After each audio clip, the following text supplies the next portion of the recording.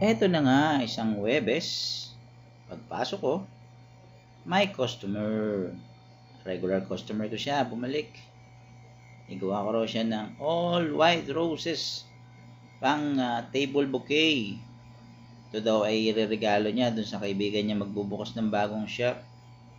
Boutique shop daw yun, para sa mga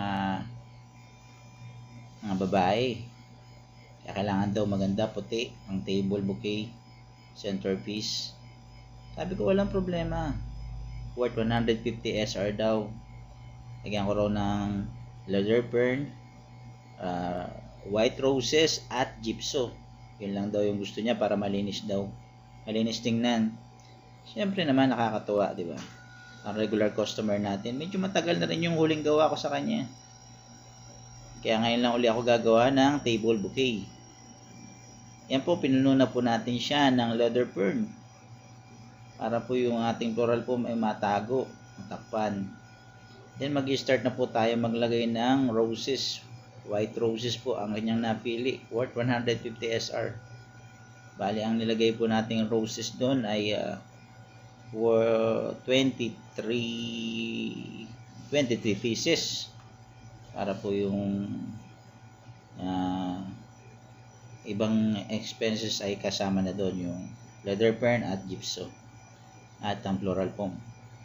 Siyempre gusto nga po tayo magkabila ng white roses.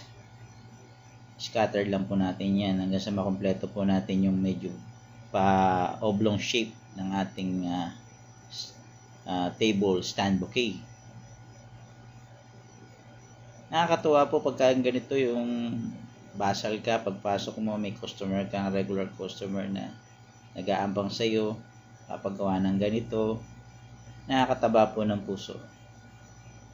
Hindi ko naman po hinahangad yung magkaroon ng rito, yung bigay-bigay tip.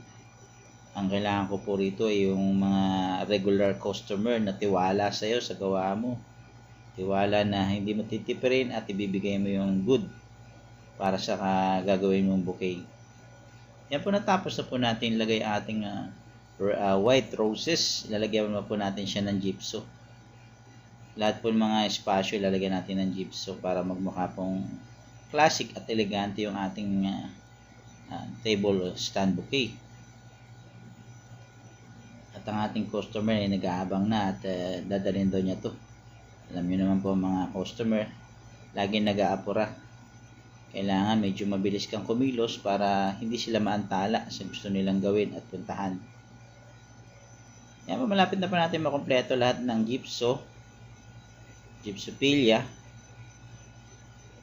Katapos po natin yan, i-serve na po natin yan sa ating customer na satisfied naman po sa ating gawa. At sabi niya sa akin, susunod na uli, magpapagawa uli ako sa iyo ng ganyan. Alam ko na pagka ikaw ang gumawa, quality. Sabi ko naman, salamat, nakakataba ng puso, di ba?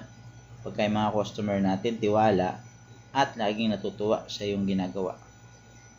Hindi man natin na hangad yung mga bigay-bigay ganyan. Ang hangad natin is yung tiwala ng ating mga customer para sila laging bumabalik, nagpapagawa sa iyo. Suki na ba?